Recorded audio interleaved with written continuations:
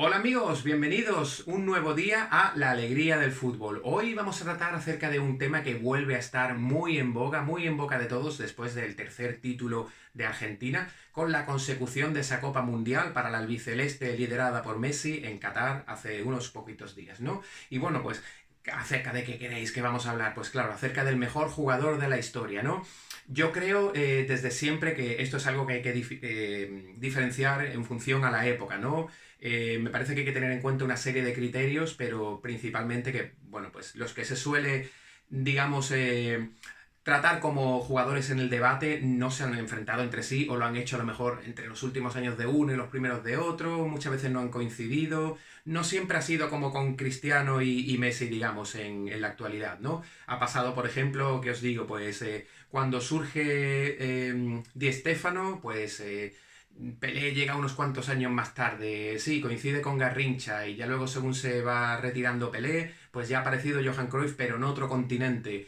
Y luego también posteriormente, pues es cierto, llega Maradona, ¿no? Cuya eclosión está en los años 80 y así más o menos es lo que ha ido sucediendo siempre, ¿no? Eso no significa que esos jugadores no hayan sido contemporáneos de otros muchísimos grandes jugadores, ¿no? Pues por ejemplo, como Puskás, como Beckenbauer, como Zico, Mataus, ¿qué os digo? Roberto Baggio, Zidane, Ronaldinho, etcétera, etcétera. Todos tenemos en grande a muchos grandes jugadores, ¿no? Pero bueno, ante todo primero me gustaría no exponer cifras y tal, lo tenéis más que visto por todos lados, sí, Messi tiene muchos récords goleadores, también Pelé, Maradona no marcó tanto, etcétera, etcétera. Diré por adelantado que estos tres jugadores confirmarían mi top de tres mejores jugadores de la historia y luego os diré a quién me quedaría yo personalmente, lo cual no significa que cualquiera de los otros dos sean opciones, pero 100% válidas, o cualquier otro jugador que se os pueda ocurrir, no sé, Cruyff, Eusebio, Di Stéfano, etcétera, etcétera, ¿no? Al fin y al cabo son todos jugadores maravillosos y para mí, en este caso, no hay elecciones erróneas. Pero bueno,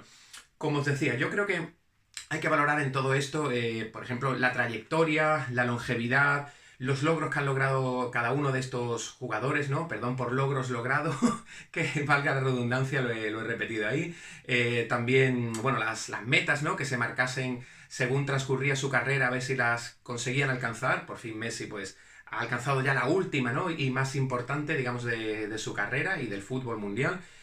Como os diría, el carisma, la longevidad de sus carreras, etcétera, ¿no? Si hacemos un repaso de los tres jugadores y empezamos por el primero de todos ellos, en cuanto a aparición me refiero, claro, con Pelé, ¿no? Pues digamos que surge en los últimos años de los 50, de la década de los 50, y ya con 17 años, después de una irrupción impresionante en el Santos, acude con la selección brasileña al Mundial de Suecia. Inicialmente no es titular, pero sus compañeros precisamente hablan con Vicente Feola diciendo, bueno, el menino, ¿no? Este chaval es un crack, hay que darle espacio. No estaban siendo titulares ni él ni Garrincha, posiblemente los dos mejores jugadores de la historia de Brasil.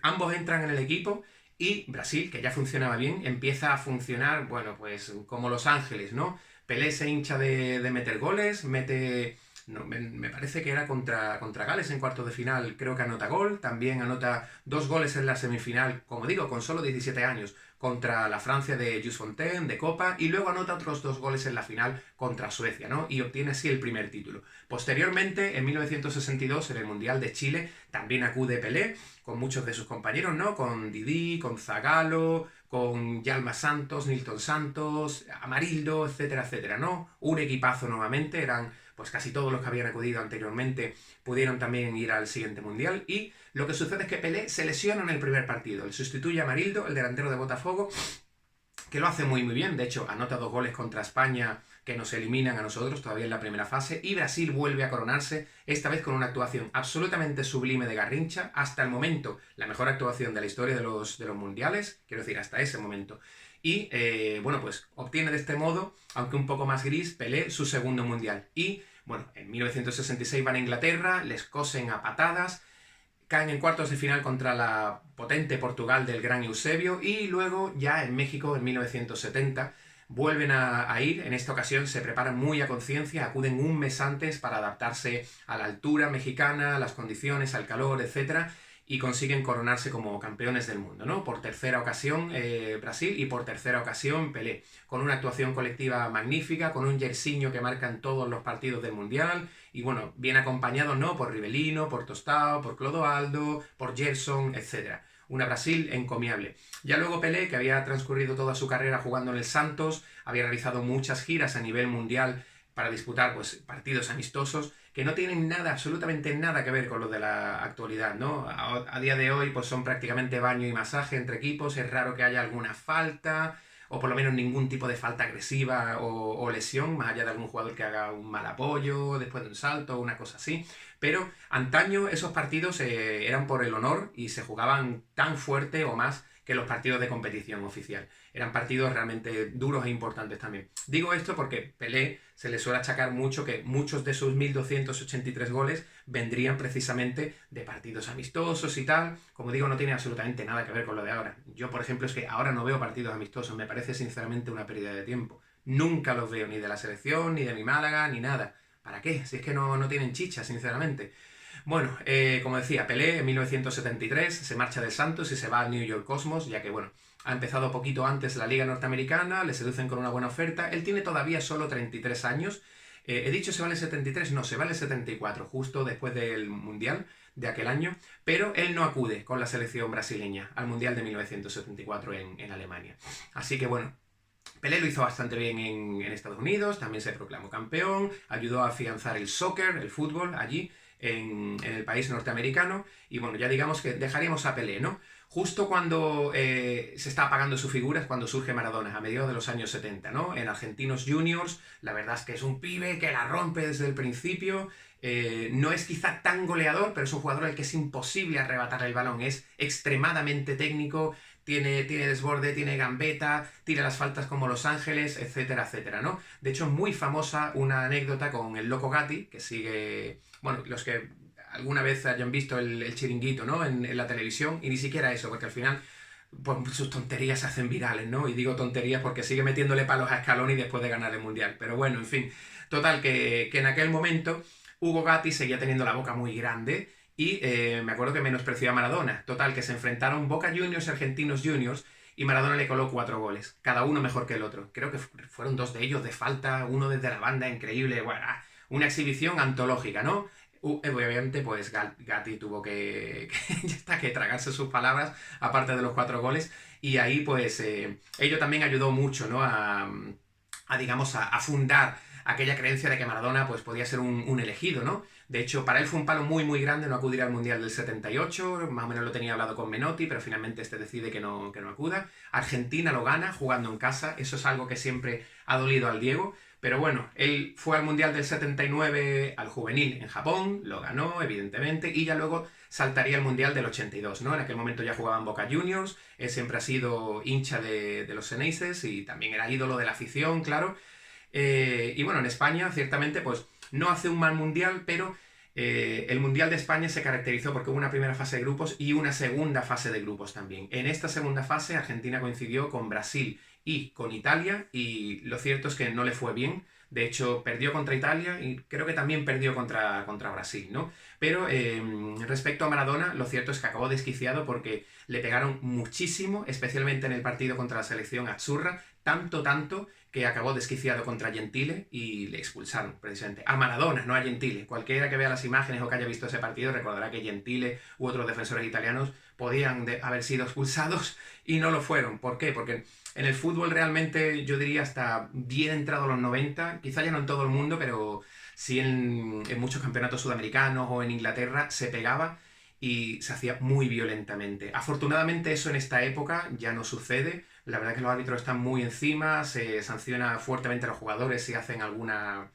cochinada, la verdad. Se recrimina a los compañeros que van así y es algo muy excepcional que alguien haga algo así, ¿no? Todos recordamos, creo yo, hace unos 12, 15 años, la acción de Pepe con Casquero en un Real Madrid-Getafe. Bueno, pues no digo que antes te pisoteasen así, pero es que el fútbol era muy, muy, muy violento y los jugadores pues se lesionaban mucho precisamente por lo que digo, porque les hacían entradas absolutamente puercas, ¿no? Total, bueno, saltamos al Mundial de 1986, Maradona ya se fue de Barcelona, peleado con Núñez, no quería continuar ahí y llega a Napoli. En Napoli se convierte en Dios, porque un equipo acostumbrado a pelear por no descender a Serie B, que nunca había ganado más que una Copa Italia, si no recuerdo mal, bueno, pues pasa a ser aspirante al Scudetto, ¿no? Él convence al presidente para que le ayude con algunos fichajes, ¿no? Como por ejemplo Careca o Ferrara. Y bueno, pues la verdad es que el equipo lo hace muy muy bien, se convierte en uno de los más poderosos de Italia en aquellos años. Es cierto que seguía sin tener a lo mejor el dinero o la plantilla tan amplia que podían tener un Milan, un Inter, una Juventus, etcétera, pero en una liga en la que juegan también Falcao en la Roma, Zico en Udinese, Elkjær Larsen en el Hellas Verona, que era una auténtica constelación, era prácticamente una NBA del fútbol, la liga italiana en los años 80 y más o menos hasta mediados de los 90, aunque su preponderancia todavía duró un poco. Pero bueno, como decía, en aquella liga, en la mejor del mundo en aquel momento sin discusión alguna, Maradona consigue que el Napoli por fin se proclame campeón de Italia. Y además lo logra en 2 ocasiones, obteniendo también una Copa de la UEFA, que por aquellos momentos era una competición muchísimo más difícil de lograr que en la actualidad, ¿no? Ya que, como sabéis, pues iban los segundos, terceros y cuartos clasificados de no solo las ligas más importantes de Europa, sino pues a lo mejor, bueno, del resto de ligas también, ¿no? Y es cierto que encontrarte antes con un Anderlecht o un Estrella Roja o un Steaua de Bucarest era muchísimo más complicado que actualmente. De hecho, que ganaban títulos por aquellos años. Y también la Copa de Europa, vamos. Total, que bueno, Maradona acude al Mundial del 86 en una Argentina que no confía mucho en su selección nacional, tampoco confía mucho en el profesor Bilardo, que es su seleccionador en aquel momento, y el equipo hace piña en torno a un Maradona que ha regresado a la selección, convencido por el propio Bilardo, que le da la capitanía, y hace otro Mundial absolutamente espléndido, colosal, impresionante. Diría que con Garrincha ha sido las 2 mejores actuaciones individuales en la historia de los mundiales, ¿no? Que me perdone Messi, su último mundial ha sido muy muy bueno, indiscutiblemente ha sido el mejor del mundial, pero no alcanza ese nivel. Y bueno, para eso tenéis no solo libros de historia, o no solo lo que os puedan contar gente más mayores que lo han visto, sino podéis acudir a Futbalia, que es una absoluta maravilla, es una biblioteca en la que podéis ver partidos de, bueno, casi todas las épocas, más o menos desde los años 50 hasta la actualidad, y podéis sobre todo disfrutar, que yo es lo que creo que hay que hacer, no confrontar a todos estos grandes jugadores, sino disfrutar con ellos, ¿no? Total, como decía, Maradona, pues evidentemente lidera Argentina el título mundial, dejando varios partidos para la historia, sobre todo, evidentemente, el duelo contra Inglaterra, ¿no? Ese 2-1 que culmina por un lado con la mano de Dios y por otro lado con esa carrera partiendo desde del centro del campo un poquito escorado hacia la derecha, en la cual va desparramando jugadores ingleses hasta que encara a Shilton, perdón, lo regatea y anota, ¿no? Bueno, un gol impresionante, seguramente el mejor de la historia de los mundiales, además con la narración de Víctor Hugo Morales que le da todavía un toque más épico y emotivo, y además teniendo en cuenta todo el contexto sociopolítico del momento. Argentina estaba en guerra con Inglaterra por las Malvinas, y bueno, era un duelo que para ellos pues era algo muy, muy, muy, muy gordo, realmente, ¿no? Como cuando se han enfrentado, por ejemplo, recientemente Irán y Estados Unidos en el Mundial, pues bueno, una cosa así. Lo que pasa que en este caso estamos hablando de 2 grandes potencias futbolísticas, ¿no? Y se enfrentaban Maradona, Lineker, etcétera. Total, bueno, en semifinales Maradona anota otra vez otro gran gol contra Bélgica y finalmente se imponen en el duelo decisivo 3-2 a Alemania, no marca Maradona, pero bueno, da igual, vence a Argentina y luego siguen transcurriendo sus años en Napoli, como digo, los 2 Scudetti y todo ello.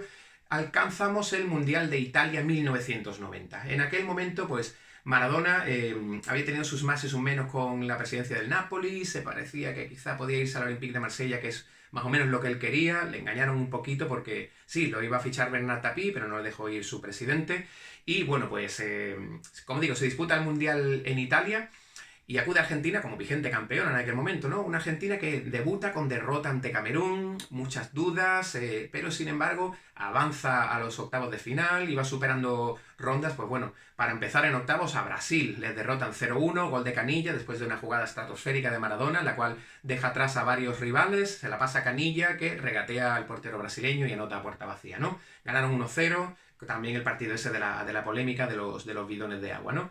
Y Branco y tal. Bueno, total, perdón, en cuartos de final superan a Yugoslavia por penaltis, también a Italia en un partido, bueno, un partido realmente en lo emocional muy importante, ¿no? Porque se jugaba en Nápoli, esa semifinal, era Italia la local, pero Maradona también era local en Nápoli. De hecho, es que estaba la afición napolitana dividida entre ambos, ¿no? Cuando silban el himno de Argentina, pues aquello también le dolió bastante a Maradona, pero también es cierto que recibió mucho apoyo de su gente, digamos, de los tifosi que siempre le habían apoyado todos aquellos años, y pasa Argentina por los penaltis a la final. Posteriormente la acaba perdiendo 1-0 contra la Alemania de Rummenigge, Klinsmann, Matthias Brehme, que es quien anota el gol de penalti, etc. Y bueno, ya luego Maradona tuvo una carrera después de aquello un poco renqueante, ¿no? Poco después sale del Napoli, se va al Sevilla, que precisamente está allí Carlos Vilardo, pasa por el Newell's Old Boys, en el que no pasa demasiado tiempo, luego acaba en Boca y ya es ahí donde se retira, ¿no? Con un nivel más bajito. Él va también al Mundial del 94, es muy importante porque es su final, digamos, en los grandes escenarios. Y ahí es cuando da ese positivo por doping después de aquel gol no tan celebrado contra Grecia. Bueno, aquel golazo por la escuadra, claro. En el 4-0 contra Grecia, que también anotó un hat-trick Batistuta, etcétera, etcétera. Y bueno, Maradona ya no puede jugar más ese mundial, es un escándalo. Y precisamente, pues Argentina acaba cayendo en octavos de final ante la grandísima Rumanía de Hagi y compañía, ¿no? Total, que ahí finiquitamos el capítulo de Diego Armando Maradona y nos vamos a Messi. Messi que surge, pues más o menos en 2004-2005, su primer tanto es un golazo espectacular, ¿no? Contra el Albacete en el Camp Nou, de vaselina. Y bueno, ya se dice, oye, este chaval es muy bueno. El hecho de la similitud de la nacionalidad como Maradona y ser así bajito y muy gambeteador y en el pique y todo. Dicen, no, Maradona, el nuevo Maradona. Bueno, eso es una losa muy grande para cualquier persona que se le eche. Pero Messi no lo acusó realmente, ¿no? En aquel momento él no era titular, digamos hasta más o menos la 2006-2007, no es cuando ya se afianza en el 11 del Barça, y de hecho, aunque el Barça gana la Champions en 2006 y él no es titular en esa final, ya unos meses después, como digo, ahí sí que lo es, con Frank Rijkaard. De hecho, bueno, pues quizás su primer gran partido estelar es un hat-trick al Real Madrid en un clásico, que acaba 3-3 en el Camp Nou. A partir de ahí va creciendo Messi, ¿no? Posteriormente gana su Balón de Oro, ya está acudiendo con la selección argentina y va al Mundial de 2006, que ya me he adelantado un poquito con lo de Balón de Oro y todo eso, va al Mundial de 2006, pero juega poquito, no le da mucha bola a Pekerman. De hecho, los argentinos siempre le han achacado que quizá debió de darle pues un poquito más de chance, ¿no? Porque esa eliminatoria de cuartos de final que pierde Argentina en penaltis, pues si quizá hubiera entrado Messi en vez de Julio Cruz, puede que hubiera sido diferente la historia, en fin, bueno. Le pillaba un poco joven y es cierto que había otros jugadores que estaban más asentados en la selección argentina, ¿no? Pero también es verdad que podía haber hecho la diferencia, porque no, al final y al cabo estamos hablando de un jugador de los más determinantes de la historia, ¿no? Bueno, total, que saltamos al Mundial de 2010, ahí ya Messi venía totalmente consolidado, tanto en el Barça donde ya había sido campeón de Europa el año anterior, Balón de Oro, etcétera, etcétera, gran goleador. Y le va bien inicialmente, pero la selección argentina acaba cayendo con estrépito en cuartos de final, goleada por Alemania, ¿no? Él sigue acumulando títulos y gloria con el Barça, ya se empieza a hablar, este chico si juega siempre a este nivel, ¿no? Bueno, absolutamente en todos los sentidos, de todo lo que hace, sus goles, sus asistencias, sus pases clave, etcétera, etcétera, pues va a acabar siendo uno de los mejores de la historia, ¿no? Salvo que medie una lesión grave, salvo que pase cualquier cosa rara, pero si no, Messi va a ser de los mejores. Y eso que estamos hablando ya de hace 10 años prácticamente, ¿no? Total, que como digo, gana otra Champions con el Barça en 2011, sigue acumulando muchas ligas, copas, supercopas, etcétera, galardones individuales, más balones de oro, y llegamos al Mundial de Brasil en 2014. Ahí Argentina, pues bueno, se muestra con un equipo consolidado, va avanzando fases, llega a semifinales, elimina a Holanda en la tanda de penaltis y se planta en la final ante Alemania, su clásica bestia negra, ¿no? Ya le hemos mencionado, de hecho, varias veces a Alemania, ¿no? En el 90 le gana el Mundial, en el 2010 les echa en cuartos de final, y en 2014 una Argentina que tuvo varias ocasiones claras en los pies de Higuaín, de Palacio, del propio Messi, acaba perdiendo 1-0 en la prórroga, otra vez ante Alemania, con un tanto de Mario Götze. Aquello supuso un palo evidente, ¿no? Porque es muy, muy complicado llegar a una semifinal o final del Mundial, y si pierdes es algo que tiene que ser durísimo de asumir, ¿no? Yo como español lo pienso, que hemos jugado una única final en la historia, si hubiéramos perdido la de 2014, pues no sé cuándo volveremos a vernos en otra. Pero también es cierto que incluso aunque para las selecciones muy grandes es muy difícil llegar, ya hemos visto que Alemania ha caído en las dos últimas fases de grupo de los dos últimos mundiales, tampoco es sencillo ganar. Brasil lleva 20 años sin ganarlo, por ejemplo, lo cual da más valor a cualquier título mundial que logre cualquiera, porque es harto complicado, son los mejores jugadores del mundo que se enfrentan cada 4 años y van a muerte por la copa que les puede convertir en leyendas absolutas de este deporte.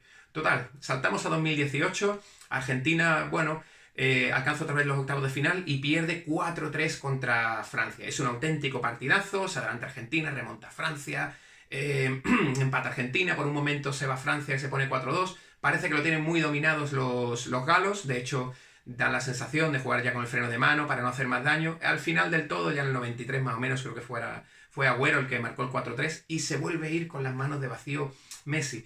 Ahí llevaba un tiempo sin salirle las cosas también en el Barça, ¿no? Ya iban varias temporadas en las cuales estaba cayendo con estrépito su equipo en Champions, en 2016, en el 17, en ese mismo año 2018, aunque habían ganado la edición de 2015, y él seguía acumulando pues balones de oro, pichichis, etc.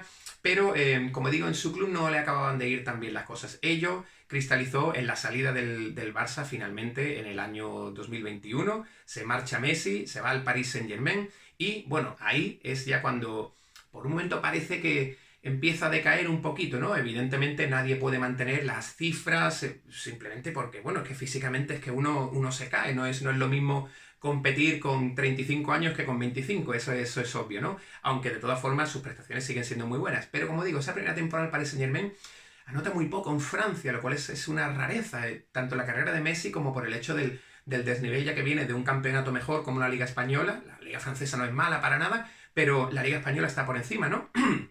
Entonces, es raro, tampoco se le da bien del todo las Champions, donde sí, marcaba un par de goles o tres, pero luego tiene una eliminatoria mala contra el Real Madrid en octavos. Y bueno, pues como digo, llega el momento en que comienza la temporada 2022, en agosto de este mismo año, y Messi parece renovado. Empieza otra vez a verse el Messi de toda la vida, ¿no? Goleador, asistiendo, contento, funcionando muy bien con sus compañeros de equipo, también con Argentina, con la cual por fin en 2021 ha logrado ya un título, ha logrado la Copa América, además en Maracaná, ante Brasil. Y como digo, llega al Mundial de 2022, para mí, como la principal favorita. No por tener, por ejemplo, la mejor plantilla, que para mí la tenían tanto Brasil como Francia, que tenían, bueno, pues sendos plantillones, y Francia, de hecho, la más amplia seguramente, pero sentía que era este el momento de Argentina, ¿no? Que por fin se habían quitado esa losa de más de 25 años sin vencer un título oficial, obviando los Juegos Olímpicos, ¿no? Pero me refiero a senior, títulos de mayores.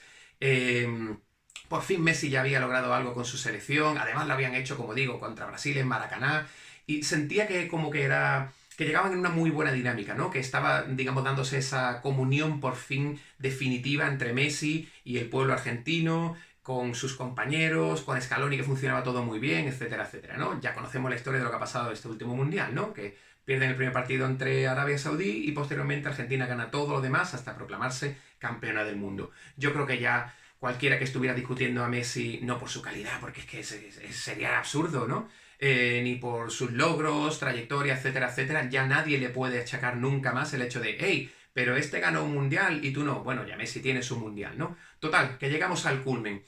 Conocido todo esto, yo diría que antes de emitir un juicio final hay que tener en cuenta, y es muy, muy, muy importante, las épocas en las cuales jugaron cada uno de estos jugadores, ¿no? Afortunadamente, a día de hoy, como he mencionado antes, ya el fútbol no es para nada tan violento como lo era hace a lo mejor hasta hace 40 o 50 años, que se veían absolutas salvajadas.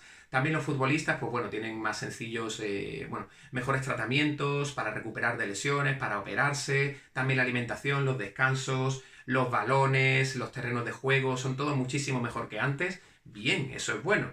Entonces cada uno tiene que jugar en función a también la reglamentación y a las características y el contexto, digamos, de cada época, ¿no? Entonces yo por eso creo que es harto complicado elegir a un absoluto mejor, aunque yo creo que esto es más algo subjetivo y la preferencia de cada uno, porque cada uno ha sido el mejor en su momento, enfrentándose a los rivales en función a una serie de condiciones, de reglas, características del juego, estilos, etcétera, etcétera, que le tocaba. Eso es como si, por ejemplo, y es algo que me duele, ¿no? Que la gente pues tire bastante por tierra, pues los cracks de antaño, tipo, pues Maradona era tal, o Pelé era tal, y sin embargo es que Cristiano es esto, y Messi es lo otro, y serían mucho mejores. Bueno, eso no lo sabemos porque aquellos jugadores no serían exactamente los mismos hoy día, ya que pues tendrían todas las ventajas que tienen los de hoy, o los de hoy jugando en aquella época. Pero es que además es gracioso porque toda la gente que precisamente para defender a los cracks de ahora les tira barro a los de antes, pues dentro de 20, 25, 30 años, cuando surja otro monstruo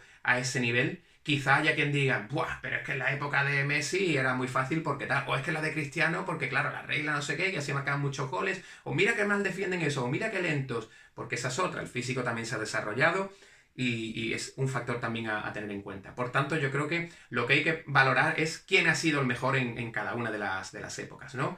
Digamos que hasta hace muy poquitos años, hasta la irrupción de Messi y Cristiano, aunque yo creo que ya Cristiano ha quedado atrás, claro, el debate se centraba en quién había sido el mejor, Maradona o Pelé. Yo creo que por derecho propio Messi se ha ganado entrar en esa discusión. Creo que son el top 3 histórico del fútbol mundial. Y bueno, ya esto es algo muy, muy, muy personal, como digo. Yo creo que el culmen de la excelencia técnica ha sido Maradona, pero, por ejemplo, tanto Messi como Pelé han sido todavía más determinantes, siendo también jugadores exquisitos en el plano técnico.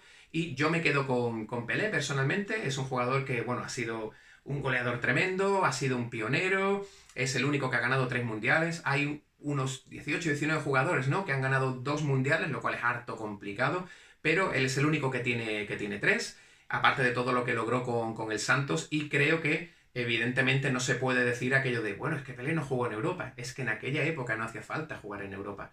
La Serie A brasileña, bueno, por aquel momento no era la Serie A brasileña, ni siquiera era el Brasileirao, ¿no? Pero bueno, digamos, los campeonatos brasileños en aquella época, digamos, entre mediados de los años 50 hasta principios de los 70, eran probablemente los mejores del mundo.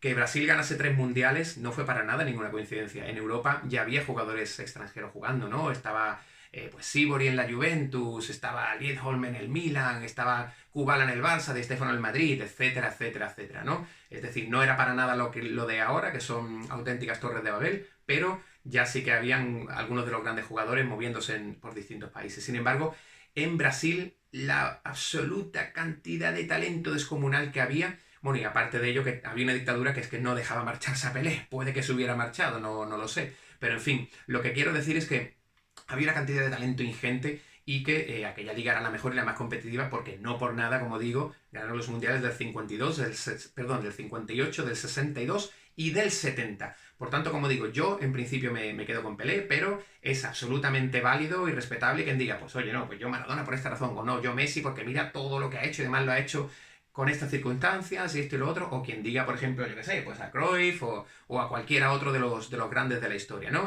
Como digo, es un argumento totalmente válido porque, bueno, se han impuesto a los rivales, a los adversarios que tenían en aquella época y fueron los mejores de su era cada uno, ¿no? Así que, bueno amigos, espero que no se haya hecho demasiado largo, al final se me ha extendido un poquito más de lo que yo pretendía, pero nada, ya me gustaría que por favor os inscribierais al canal y que me dejaseis vuestras opiniones en los comentarios para debatir un poquito más acerca de este tema, ¿de acuerdo? Un saludo, hasta pronto.